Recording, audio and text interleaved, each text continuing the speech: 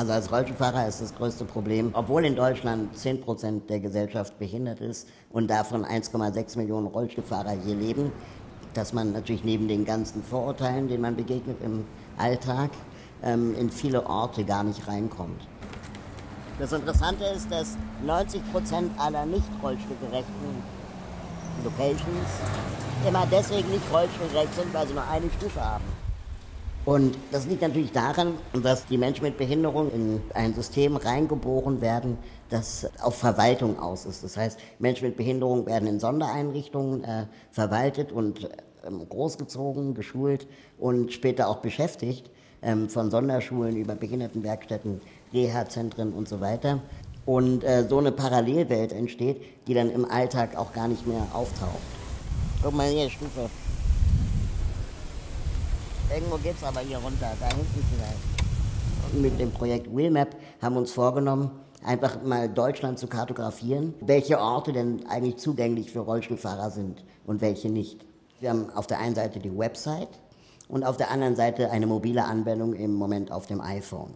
Und dann sehe ich ganz viele kleine Punkte auf der Karte von Orten, die sich in der Nähe befinden.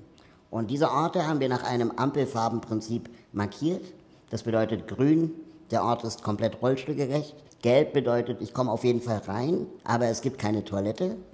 Und rot bedeutet, ich komme gar nicht rein. Es gibt aber auch relativ viele graue Orte auf der Karte und die bedeutet, das wissen wir im Moment nicht. Das heißt, da kann dann jemand aus einer Region gucken, den Laden kenne ich, das markiere ich jetzt mal. Wir sind das Datenfass für alle. Das heißt, wir bauen kein separates Datensilo nur für die Rhein-Main-Region oder nur für Berlin-Brandenburg, sondern eben für alle. Und alle können ihre Daten dort reinkippen, so wie bei Wikipedia.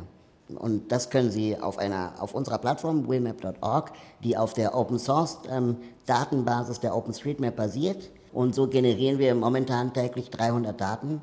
Das heißt, wir schaffen innerhalb von einer Woche so viel, wie das Land Berlin vielleicht in einem Jahr schafft. Also natürlich neben dem ganzen Erheben von Daten geht es natürlich auch darum, dass wir Menschen im Rollstuhl zusammenbringen und versuchen so eine Art Lobbyfunktion einzunehmen. Wir wollen die weltweit größte Datenbank für solche Daten werden. Wir sind gestartet mit Deutsch und Englisch, arbeiten jetzt an Spanisch, Französisch und haben sogar zufälligerweise jemanden gefunden, der uns das auf Japanisch übersetzen wird. Wir haben monatlich fast 10.000 Besucher, was für so eine spezielle Zielgruppe echt extrem gut ist. Natürlich könnten wir uns auch Kooperationen mit Rollstuhlherstellern vorstellen, Krankenkassen oder aber auch Fahrzeughersteller, die ja ebenfalls Fahrzeuge bereits ab Werk rollstuhlgerecht umbauen.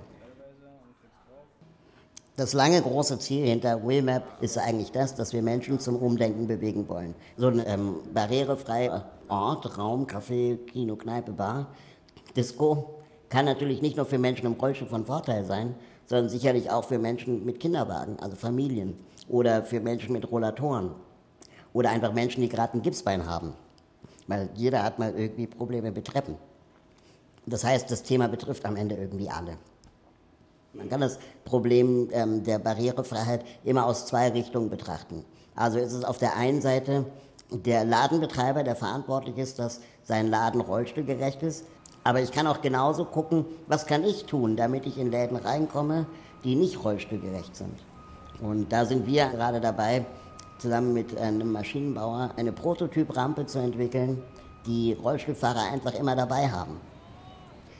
Also schon immer reizte mich irgendwie eine Idee, die in meinem Kopf irgendwie reift, in die Tat umzusetzen. Und das beflügelt ungemein. Und das ist auch eine Art von unternehmerischer Freiheit. Wir überlegen uns selbst die Herausforderungen und gucken, wie weit wir kommen.